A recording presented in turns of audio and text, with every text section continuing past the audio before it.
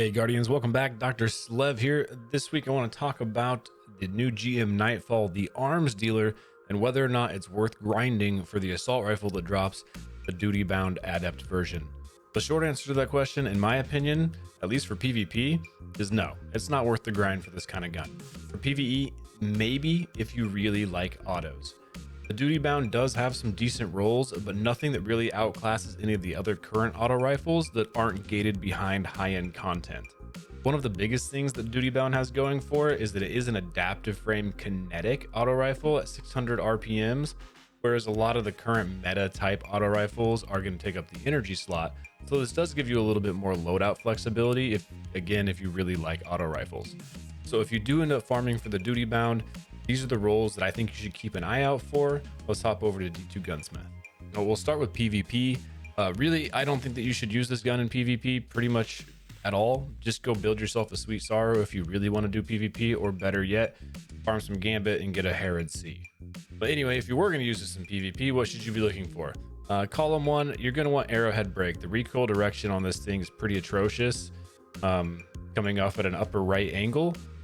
Arrowhead Break's going to make that almost a straight vertical recoil, going to give you a lot better handling and make it a lot easier to follow up on shots and stay on target. If you can't get an Arrowhead Break roll, then small bore is not a bad second choice. A little bit of range, a little extra stability. It doesn't do much for the recoil direction though, so keep that in mind. Arrowhead Break definitely going to be your go-to. PvP with this kind of rifle. Second column, you're going to want accurized rounds to maximize that range. Third column, really only one trait you want here in PvP. That's going to be perpetual motion. Most of the other ones here are PvE oriented or straight up worthless. Going into the fourth column, again, really only a couple traits you're going to want here.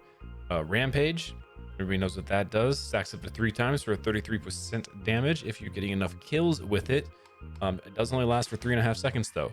A lot of people are probably going to pick dynamic sway reduction. It's going to add stability during sustained fire.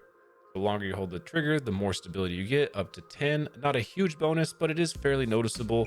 It will allow you to stay on target, especially if you couldn't get the Arrowhead Break barrel roll. The range masterwork's going to be nice. It'll bring up your damage fall off to a 29.23 meters, which is pretty solid for an auto rifle. Stability, never a bad choice here either, and that really only knocks your damage fall off to 28.09 meters, so you're missing out on just over a meter of range going to a stability, which is just about one in-game step. So not a big loss there. Should probably stick with the stability masterwork. However, if you are getting this from the GM Nightfall, you will be getting the adept version of this gun, which means you can equip adept mods. So if you do fall short on any of the stats, or after playing with it you feel like you need to upgrade some of those stats and you have enough adept mods for it, just go ahead and throw whatever you want on there. If you want the extra range from the masterwork, put that on there. It brings you back up to 29.8 plus the stability. More stability, you can add the stability mod.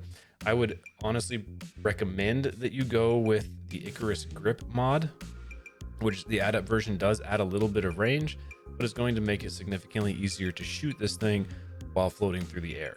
Okay, on to PvE rolls. What should you look for?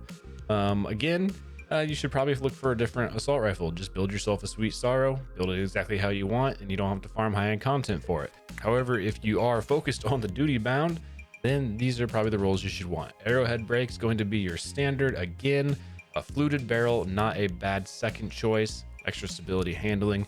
You don't need much range boost for a PvE weapon here. For the second column, since you don't need the range boost that accurized rounds going to give you in PvE, you're going to want either attack mag for a reload speed stability increase, or flared magwell for a reload speed stability increase as well.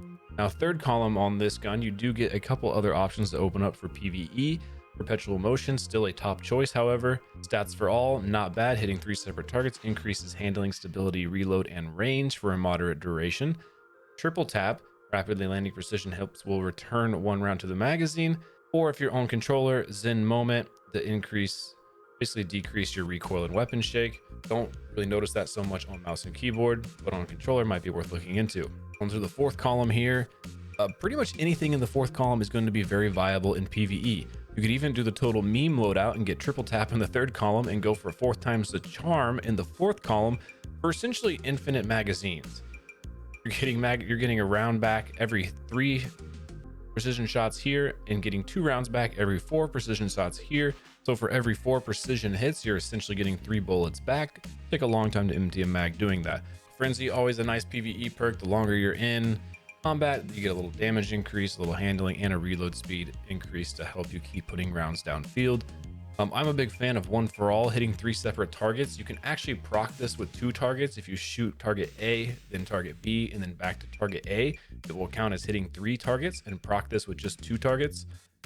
So that does give you a 35% damage bonus for 10 seconds, which is pretty nice to have and really easy to proc unless you're just fighting a single boss. Rampage, we already went over in the PvP stuff, and dynamic sway reduction. Not bad, not really going to buff you much in PvE, so probably avoid that one.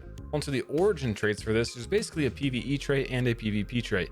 The stunning recovery, really only useful in PvE. You're not going to be using this against other players because it only works when you stun a champion. And the other trait, Vanguard's Vindication, final blows grant a small amount of health. Now this is an extremely small amount of health. This is like 7 HP. So you're barely even going to notice it. But in PvE content, when you're mowing down a whole bunch of miners, this might come in handy. Just constantly give you that little bit of health regen. And the masterwork for PvE, you're probably going to want reload speed. Going to give you the best chance to keep putting rounds down. If you can't get reload speed, stability is going to be a second. So I really don't expect to see much of this gun, especially when you can just craft yourself a Sweet Sorrow and cover more bases without having to grind for a GM Nightfall. When you look at the stats of the Sweet Sorrow, it doesn't really come up too short from what the Duty Bound will do, considering it's a rapid fire frame and does a little bit less damage. But you do get the bonus of having enhanced perks on this that you can craft, and you can build it exactly how you want. So again, Duty Bound, in my opinion, not really worth grinding the GM for. It's just kind of disappointing. Last week we had the Palindrome and the Plug 1, both pretty solid guns for both in and out of PvP. And this week we get the Duty Bound, which is pretty underwhelming in my opinion. But let me know your thoughts, or if you'll be grinding the GM for this one. I'm kind of curious to see what you guys think about it. Slightly late disclaimer, but I'm not a huge auto rifle guy in Destiny. I don't really use them very often. But Duty Bound is kinetic, which might suit your fancy and might give you a little bit more versatility in your loadouts. We will probably also be doing some GM helps on Twitch this weekend at twitch.tv/Dr. Slev. I'm also always live every Thursday evening and Saturday and Sunday afternoons. So feel free to stop by if you want to grind out an arms dealer. I'd be happy to help you guys out get there. As always, thank you guys for watching. Be sure to like and subscribe if you enjoy the content. Hope to see you guys at the Twitch channel sometime soon. Be good to yourselves, and I'll see you next time.